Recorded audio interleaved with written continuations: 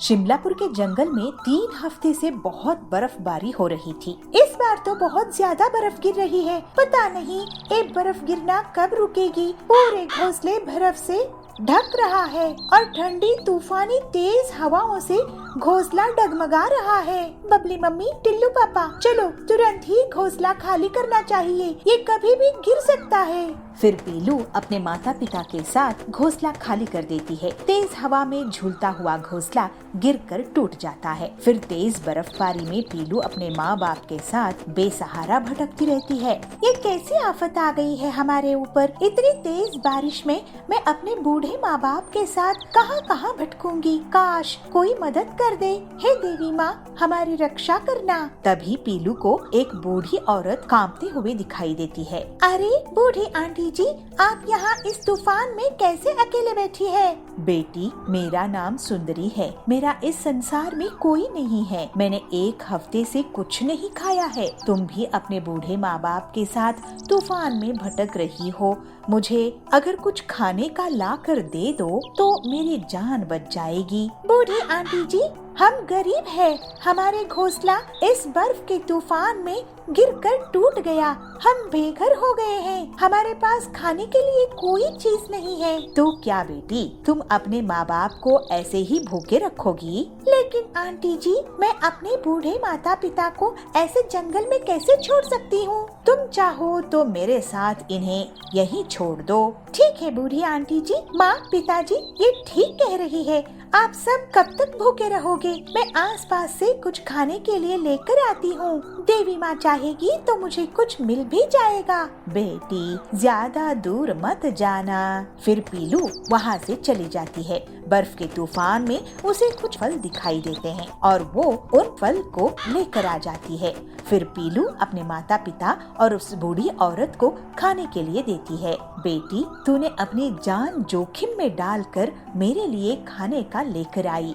तू बहुत नेक दिल की है। नहीं सुंदरी आंटी, ये देवी माँ की दया है कि इतने तूफान में भी मुझे ये सब मिल गया। बहुत अच्छा बेटी, अब चल और तेरे माता पिता को भी एक सुरक्षित जगह में ले चलती हूँ मैं। फिर सुंदरी उन सबको जंगल के एक जगह ले जाती है। देखो, मैं यहाँ रहती हूँ, यही मेरा घर है। लेकिन आंटी जी, यहाँ तो कोई घर नहीं दिखाई दे रहा है। ध्यान से देखो। तभी उन्हें पेड़ पर एक मजबूत लकड़ी का घर दिखाई देता है। वो लोग उस लकड़ी के घर में चले जाते हैं। पीलू अब से अपनी माता पिता के साथ साथ सुंदरी की भी सेवा करने लगी। बर्फ के तूफान में उसे कुछ न कुछ खाने के लिए मिल ही जाता था। उस पर दूसरे पक्षी हमला करते, लेकिन वो हमेशा बचकर निकल आती थी। ऐसे ही एक दिन, पीलू, मैं तुम्हारी सेवा से बहुत खुश हूँ। मैं देवी हूँ जिसकी तुम भक्त हो। तुमने मेरी बहुत अच्छे से सेवा की है। ये घर आज से तुम्हारा हुआ और तुम इसी तरह और नए घर बनाकर गरीबों की सेवा करो। तुम्हारी गरीबी हमेशा के लिए जा चुकी है अब। ऐसा कहकर वो देवी अंतर्ध्यान हो गई। माँ देवी के आशीर्वाद से हम सुखी रहेंगे। मैं और मेहनत करूँगी। ये तो चमत्कार है बेटी। माँ, मैं अब से इसी तरह की लकड़ी के सस्ते घर बनाकर बेचा करूँगी। इससे किसी को भी तूफान में बेघर नहीं रहना पड़ेगा। इससे गरीबों की मदद हो जाएगी। और थोड़े ही दिनों में पीलू लकड़ी के घर बनाकर बहुत अच्छे पैसे कमा लेती है। फिर पीलू इस तरह मेहनत के कारण पीलू अपना जीवन हंसी खुशी बिताने लगती है। बालापुर में टिल्लू चिड़ा एक गरीब नाई था। वो लोगों का हेयर कट करता था और पैसे कमाकर घर चलाता था। टिल्लू अपने बेटे और बहू के साथ रहता था। उसका बेटा बंटी इस काम को बिल्कुल भी पसंद नहीं करता था। उसे शहर जाकर कोई कारोबार करना था। एक दिन टिल्लू का एक्सीडेंट हो जाता है। वो बंटी को बुलाकर कहता है, बेटा बंटी, हम खानदानी हेयर कट कर रहे हैं। मेरे पिताजी और मैं अपने घर के लिए रोटी इसी काम को करते हुए कमाए हैं। अब तू ही है जो ये बात नहीं समझता। मैं कितने दिन हूँ मुझे पता नहीं, इसलिए मैं तुझे एक चीज देना चाहता हूँ। ये ले, ये है वो कैंची जिसे हम सब कटिंग करते थे। ये रख और काम कर। क्या पिताजी, आपको जायदाद के नाम पर ये कैंची ही मिली थी? पता नहीं आप मुझे कभी समझ पाएंगे कि नहीं। मैं इस काम से नफरत करता हूँ। मैं कभी भी इस कैंची को नहीं इस्तेमाल करूँगा।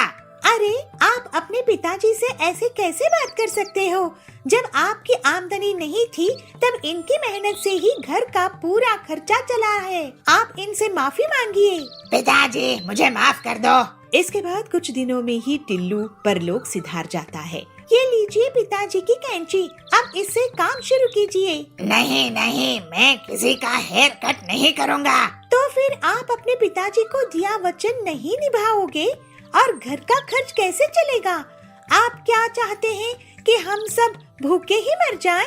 अरे तुम क्या बकवास कर रही हो? मैं काम करने से तो मना नहीं कर रहा हूँ ना।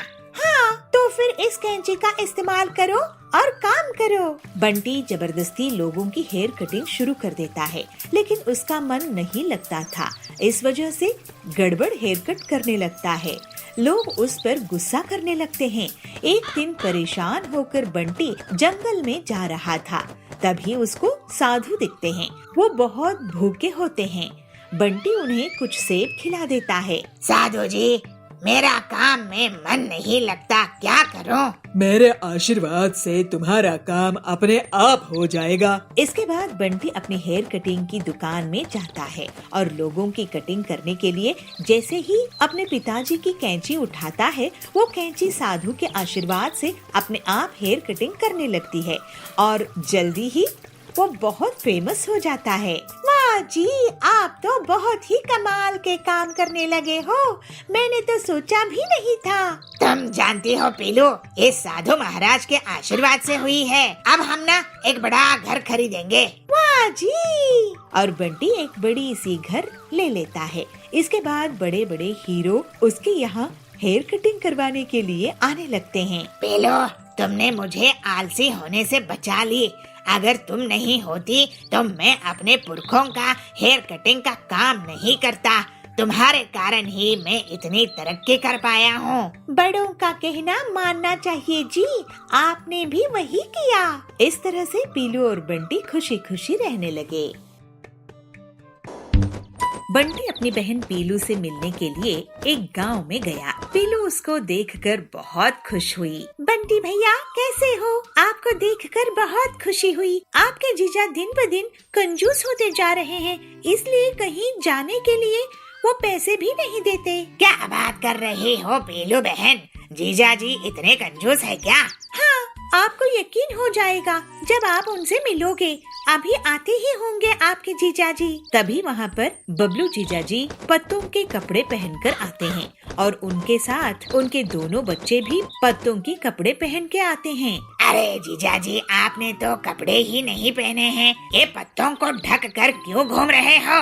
अरे बंटी, कपड़े खरीदो, उसके बाद उसे धो, जिसमें वॉशिंग पाउडर और पानी का खर्चा आता है। इतना खर्चा क्यों करना? प्रकृति ने इतना बढ़िया फ्री के कपड़े दिए हैं। अच्छा, बाकी बातें बाद में करेंगे। अभी सब्जी बेचने वाला कालू आने वाला है, उससे ताजी सब्जी ले लेता हूँ। पर उसमें भी तो आपको पैसे खर्च होंगे ना? तुम देखते जाओ अपने जीजा जी का कमाल। फिर कालू के ठेले से बबलू कुछ सब्जियों को अपने घर के पीछे फेंकने लगा। अरे इतनी खराब सब्जियाँ, इन्हें तो इस ठेले में होना ही नहीं चाहिए। अरे तुम इतने फेंको मत, नहीं खरीदना है तो मत खरीदो। अरे जाओ कालू जाओ, मुझे तुमसे सब्जियाँ नहीं खरीदनी है। कालू वहाँ से चला जाता है और बबलू फेंकी हुई सब्जियों को लाकर पीलू को दे देता है। ये देखकर बंटी हैरान रह जाता है। अरे ये सब्जियाँ बेकार नहीं है, बस कुछ दाग लगे हैं, इन्हें साले साहब के लिए बना लो पीलू। ऐसे ही जब वो सब खाने के लिए बैठते हैं तो सब्जी कम और पानी ज्यादा था। अरे दीदी, सब्जी तो इसमें है ही नहीं। इतनी ही सब्जी डालने की इजाजत है तुम्हारे जीजा जी से। इससे ज्यादा सब्जी इस्तेमाल करूंगी तो वो नाराज हो जाएंगे। ये सब्जी पचने में बहुत आसान है साले साहब, खाओ खाओ, जितना मन करे खाओ। बंटी अब वहाँ से जाने के बारे में सोचने लगा। जल्द से यहाँ से वापस चला जाता हूँ, नहीं तो कुछ दिनों बाद सिर्फ खाना सूंघने के लिए मिलेगा। अगले दिन दीदी मैं चलता हूँ, बहुत दिन रह लिया। बहुत दिन कहाँ भैया, 2 दिन और रुक जाओ ना। अरे तुम्हें मैं पास के पहाड़ दिखा लाऊंगा, रुक जाओ, वहाँ की गरम गरम चाय भी पिलाऊंगा। अब इतनी दूर से आए हो, इतना तो मैं तुम्हारे लिए कर ही सकता हूँ ना साले साहब। अपने जीजाजी का कहना वो नहीं टाल पाया और रुक गया। बंटी को लगता है कि जीजाजी उसको खातिरदारी करने वाले हैं। चलो आखिर जीजाजी मुझे कह रहे हैं घुमाने खिलाने के लिए, तो मैं रुक जाऊंगा। शाम में बबलू बंटी को घर से बाहर बुलाता है। साले साहब यहाँ आओ, बैठो। अरे ये क्या जीजाजी, ये तो पत्थर है, इसमें आप क्यों बैठते हैं? और ये इतना बड़ा पोस्टर यहाँ क्यों है? अरे पहचाने नहीं क्या, मैं तुम्हें पहाड़ी दिखाने वाला था ना, ये वही पहाड़ है। अब वहाँ जाने में बहुत पैसा खर्च होता है, तो मैं अपने दोस्त से ये पोस्टर मांग कर ले आया हूँ। और ये पियो गरम गरम चाय, घर की भी बनी है, वहाँ जाकर पीने की मजा भी आएगा। और खर्च क्यों करना है इन सब में? लेकिन जीजाजी ये तो कोई घूमना नहीं हुआ। क्यों, तुम क्या चाहते हो? मैं पैसे खर्च करूं, गरीब हो जाऊं, कि पैसे बचाऊं और अमीर हो जाऊं? मैं तो कहता हूँ तुम भी कपड़े छोड़कर पत्ते पहनने लगो। ये सुनकर बंटी का सिर चकरा जाता है, वो वहाँ से तुरंत भाग जाता है। अरे ये तो भाग गया, चलो भाग भाग कर घर पहुँच जाएगा तो ट्रेन के पैसे बचेंगे। हे भगवान, कैसे जीजा मिला है। रामपुर के जंगल में सभी पक्षी खुशी खुशी रहा करते थे, लेकिन बबली चिड़िया हमेशा उदास रहती थी क्योंकि उसे कोई भी संतान नहीं थी। छोटे छोटे पक्षियों को देखकर उसके मन में आता था, इन छोटे छोटे बच्चों को देखकर कितना अच्छा लगता है, काश मेरे भी कोई संतान होती। पता नहीं देवी मुझसे क्यों रूठी हुई है। मैं उनसे आज प्रार्थना करूंगी कि मुझे भी वो संतान का सुख दें। जब तक वो मुझे वरदान नहीं देंगी तब तक मैं वहाँ से नहीं हटूंगी। ऐसा सोचकर बबली देवी माँ के पास जाती है। देवी माँ की मूर्ति के सामने बबली रोते हुए कहती है, हे देवी माँ, मुझे भी आशीर्वाद दो, मुझे भी कोई संतान हो। इतने साल हो गए मेरी शादी को, लेकिन मुझे अभी भी कोई अंडा नहीं हुआ है। मैं आपसे प्रार्थना करती हूँ। बहुत देर तक बबली देवी माँ के सामने प्रार्थना करती रहती है। थोड़ी देर बाद बबली वापस अपने घर आती है। कुछ दिनों बाद बबली को पता चलता है कि वो अंडे देने वाली है। बबली कहती है, हे देवी माँ, आपका बहुत बहुत धन्यवाद, आपने मेरी प्रार्थना स्वीकार कर ली। इसी तरह कुछ दिन बीत जाते हैं और बबली को इमली खाने की इच्छा होती है। फिर बबली इमली की तलाश में जंगल के अंदर चली जाती है और उसे एक इमली का पेड़ दिखाई देता है। उसे देखकर वो सोचती है, इसमें बहुत सी इमलियाँ लगी हुई है, मैं कुछ इमलियाँ तोड़ लेती हूँ। कुछ इमलियाँ मैं यहीं खा लूंगी और कुछ अपने साथ घर ले जाऊंगी। जैसे ही बबली इमलियाँ तोड़ने लगती है, वैसे ही इमली के पेड़ में रहने वाला बाज उस पर हमला कर देता है। बहुत दिनों बाद मुझे चिड़िया का मांस खाने को मिलेगा, बहुत मजा आएगा।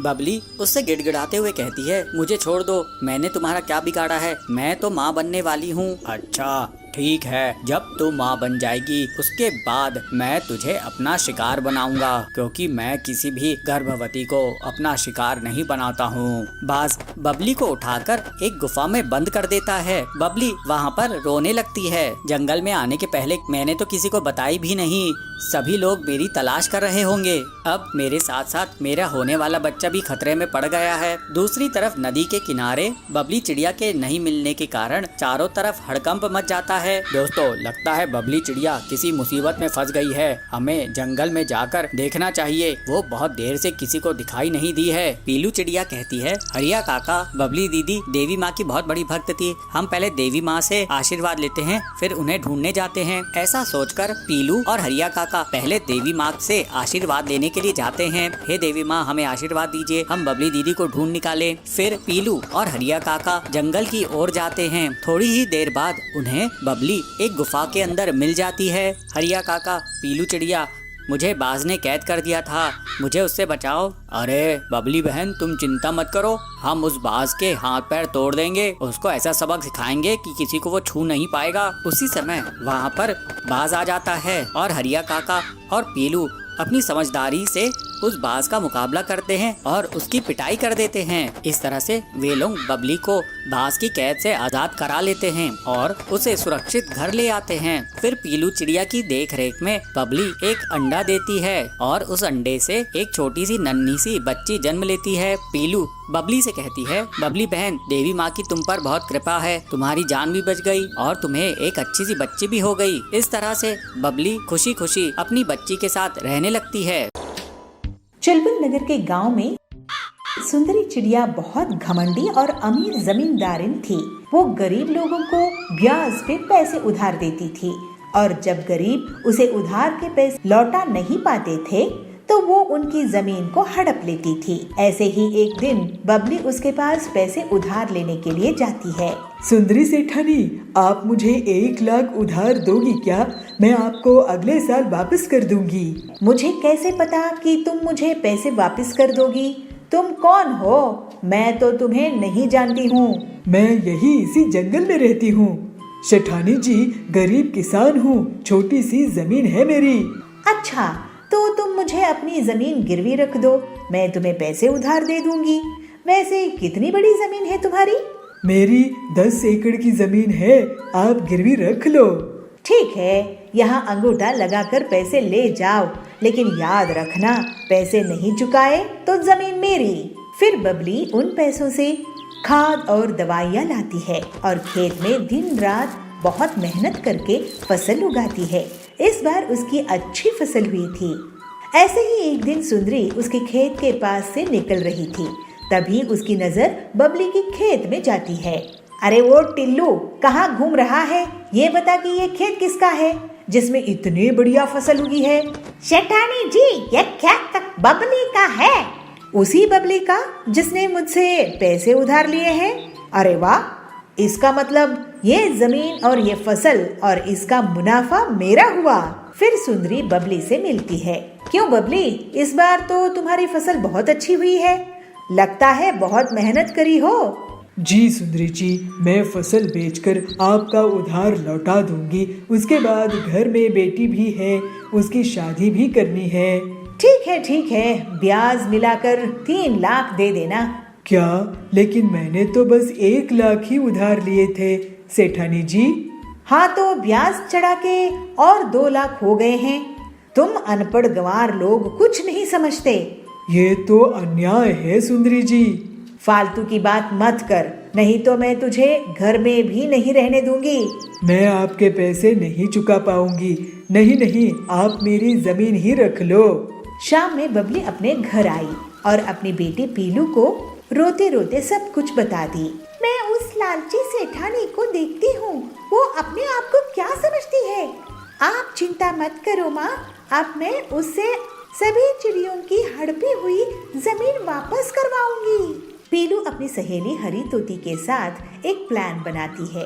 दोनों सहेलियां एक छोटी सी खेत की जमीन में एक नकली पेड़ लगाती है और फिर उस पेड़ को लाल रंग से रंग देती है।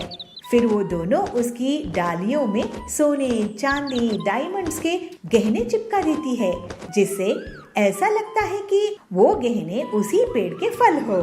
अब आएगा मजा, लालची सुंदरी कैसे फंसेगी देखना।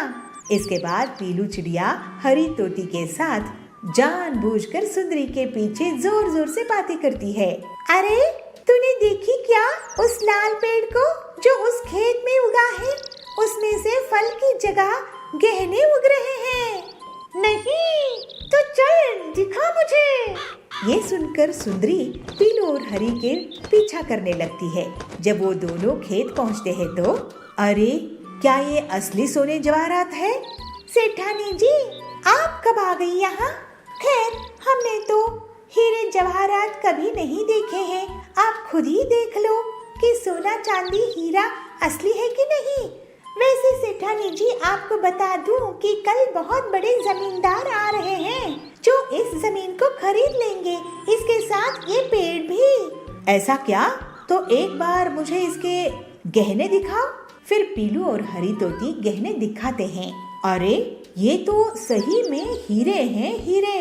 चलो अच्छी बात है, अब हम ये जमीन उस शहर वाले सेठ को बेच देंगे। नहीं नहीं, ये जमीन तो मुझे चाहिए। लेकिन आपके पास इतने पैसे हैं क्या सेठानी जी? अरे पीलू, तुम गरीब लोग गरीब ही सोचोगे। इसके लिए तो मैं अपनी पूरी जमीन जायदाद बेच दूंगी, लेकिन मैं इस पेड़ की जमीन को खरीद के ही रहूंगी। ठीक है, तो फिर सौदा पक्का। आपकी पूरी संपत्ति के बदले में ये जमीन। ये लीजिए इस जमीन के कागजात। लेकिन पहले आप अपनी संपत्ति के कागज मेरे नाम कर दीजिए।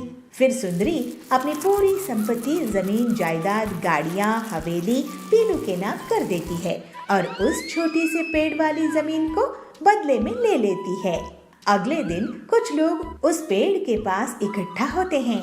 क्यों गरीब लोग, कैसा लगा मेरा ये गहनों का पेड़? जरा हमें भी दिखाना गहने सेठानी जी। ये देखो। फिर सुंदरी उन्हें गहने दिखाती है। तभी टिल्लू के बगल में खड़े हुए पक्षी के हाथ से उस हार में पानी गिर जाता है और उसका सुनहरा रंग मिट जाता है। अरे ये क्या, पीलू मुझे लूट ली, बर्बाद कर दी। ये तो नकली लोहे की चेन है जिस पर सोने का नकली रंग लगा हुआ था। इस तरह से सुंदरी को उसकी धोखाधड़ी की सजा मिल जाती है और पीलू की मदद से बबली और बाकी जंगल के पक्षियों को उनकी लूटी हुई जमीन वापस मिल जाती है। फिर सब खुशी खुशी रहने लगते हैं।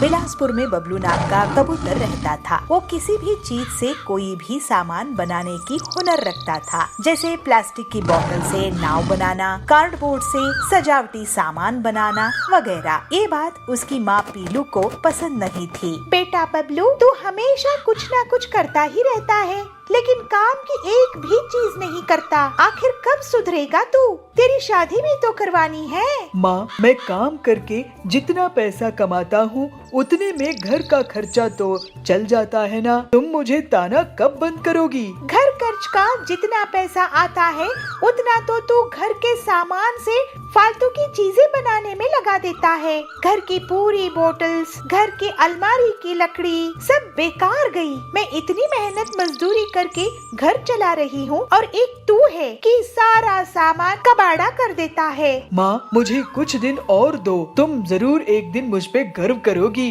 भगवान करे वो दिन जल्दी आए, नहीं तो तू तो हमारा घोंसला ही बिकवा देगा। इस तरह से कुछ दिन और बीत जाते हैं। एक बार बबलू के घर में बर्तन दिखाई नहीं दे रहे थे, तो उसकी माँ उसे आवाज लगा के कहती है, बबलू, ओ बबलू, कहाँ है तू? हाँ माँ, क्यों आवाज दे रही हो?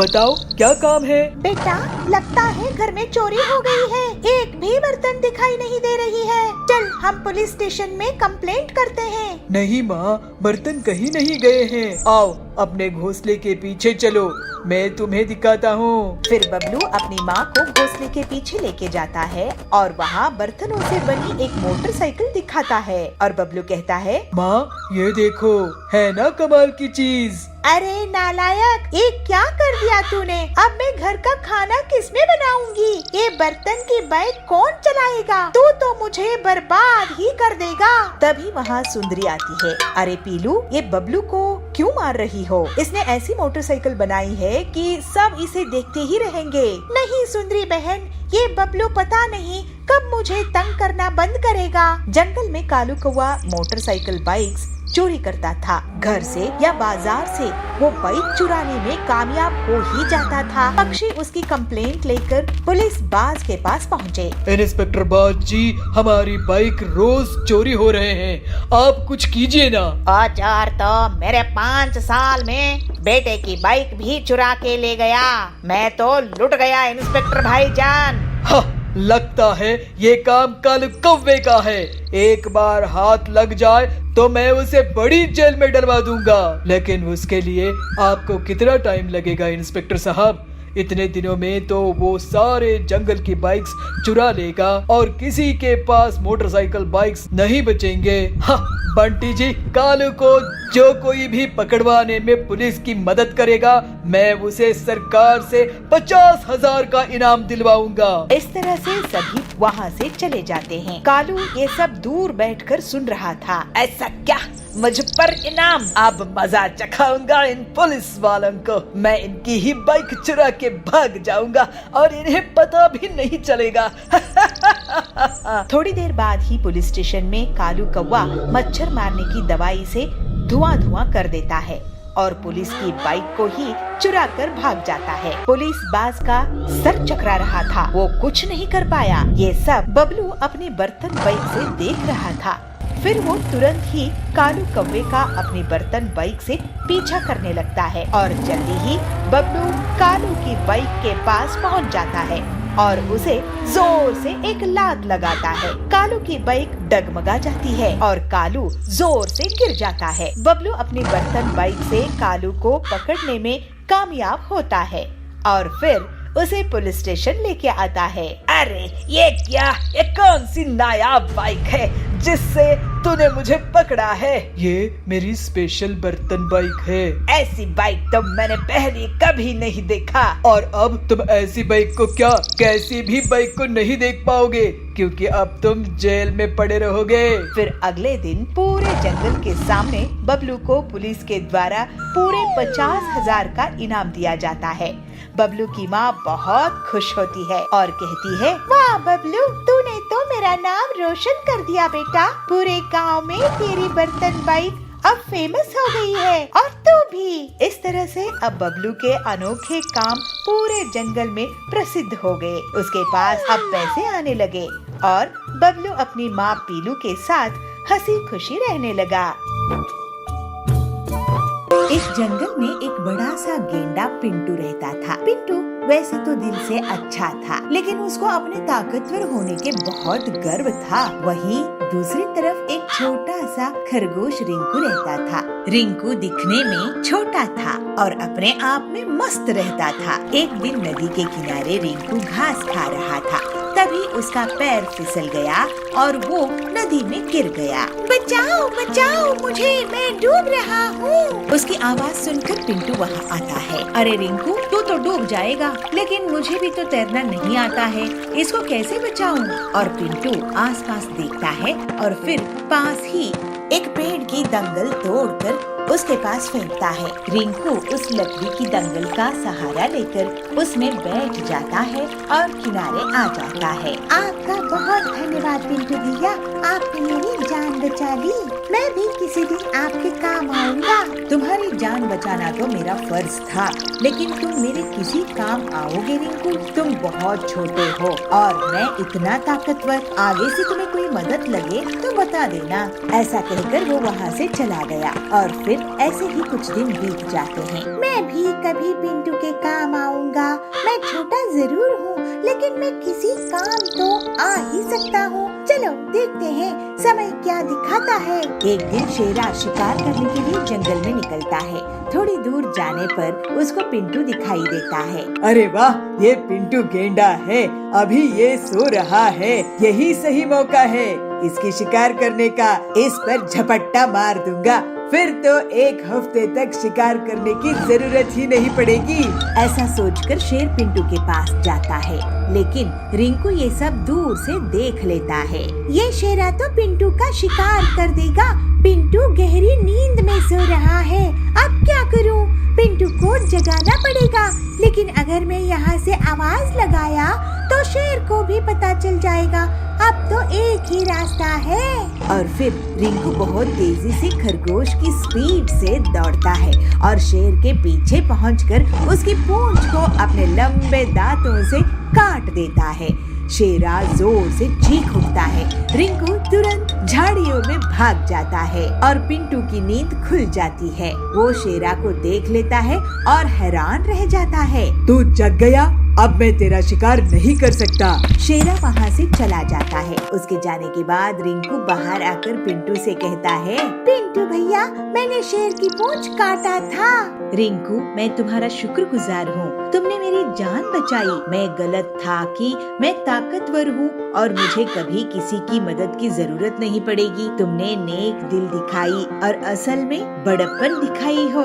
इस तरह से पिंटू अब रिंकू का अच्छा दोस्त बन गया और वो कभी भी अपनी ताकत पर घमंड नहीं करता था। सुंदर जंगल में शेरा का बहुत आतंक था। सभी जानवर उसके गुस्से से बहुत डरते थे। उसी जंगल में एक समझदार खरगोश रिंकू रहता था। रिंकू हमेशा अपनी चालाकी से बड़े बड़े जानवरों से अपनी जान बचा लेता था, लेकिन वो हमेशा दूसरे छोटे जानवरों की मदद करता था। इस वजह से सभी जानवर उसको बहुत पसंद करते थे। एक दिन रिंकू जंगल में टहल रहा था, तभी उसे छोटू और उसकी पत्नी दिखाई दिए। छोटू भैया, छोटी भाभी, कहाँ घूम रहे हो? कुछ नहीं रिंकू, हम तो ताजी घास और फलों की तलाश में आए हैं। यहाँ की घास तो बहुत हरी भरी है। हम तो सोच रहे थे कि यहीं पास बस जाए। आप लोग क्या शेरा के बारे में नहीं सुने हो? ये उसी का इलाका है। अगर उसने आप दोनों को देख लिया तो आपकी खैर नहीं। शेरा तो बहुत ही क्रूर है। तभी वहाँ शेरा का दहाड़ने की आवाज आती है और सब डर जाते हैं। सुनिए जी, ये तो शेरा की दहाड़ है। अब क्या होगा? आप दोनों उस पेड़ के पीछे से भाग जाओ। और फिर दोनों पति पत्नी एक पेड़ के पीछे से भाग जाते हैं। रिंकू खरगोश, यहाँ पर 2 जानवर आए थे। मैं उनका शिकार करने आया हूँ। क्या तुमने उन्हें देखा है? जी शेरा जी, मैंने उन्हें उस रास्ते से जाते हुए देखा। रिंकू शेरा को दूसरी तरफ इशारा करके भेज देता है। छोटू और छोटी रिंकू के पास आते हैं। तुम्हारा शुक्रिया रिंकू भैया। अब आप दोनों यहाँ पर घास खाकर जल्दी से चले जाओ। इसके बाद दोनों पति पत्नी घास खाकर वहाँ से चले जाते हैं।